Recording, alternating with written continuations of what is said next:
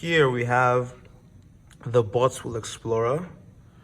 My classmates and I have been working on this robot. We've built it up. We'll probably end up changing the chassis to meet our requirements. But in terms of the robotics, the setup with the wheels, we have can hats over. We have a can hat over here. We have the motor drivers and the CAN control area network setup.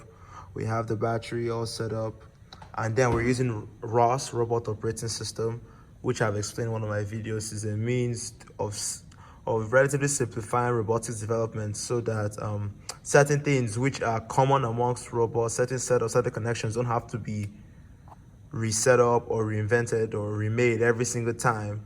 Persons can just use the framework and then adapt to different sensors, to different motors, to different controllers with that one setup. And one thing that's cool about it is that we can control this robot from a different system over wirelessly.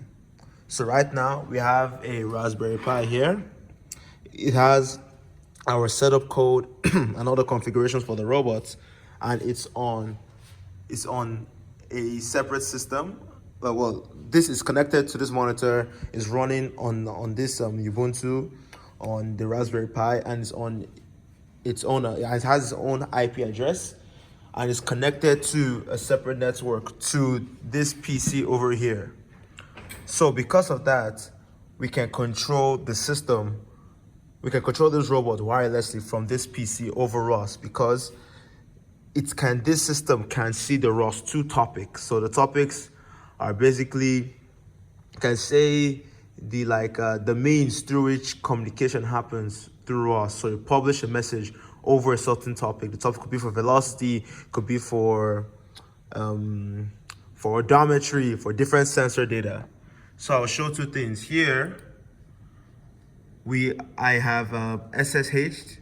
So basically I'm accessing the Ubuntu of this Raspberry Pi. So I'm communicating with this Raspberry Pi. And right now I'm accessing this system I'm accessing this robot wirelessly. So I'm sending a velocity command, for example, and the wheels are rotating. And this is done wirelessly. So I'm wirelessly connecting directly to the Raspberry Pi. But we don't want that. Sometimes we want to leave the robot as is and then have other codes and other programs running on a separate system if you're going to have multiple things going on. So now I'm on a different system and I'm connected wirelessly to this.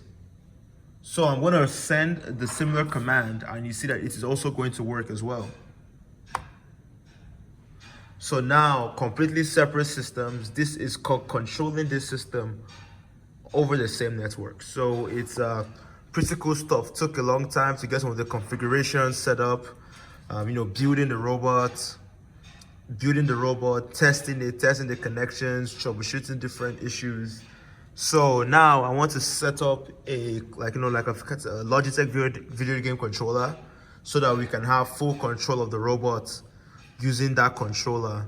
And then soon you're gonna see different algorithms running in order to control the robot so that it can become autonomous and truly intelligent, like how we would like cars of the future to be on the roads.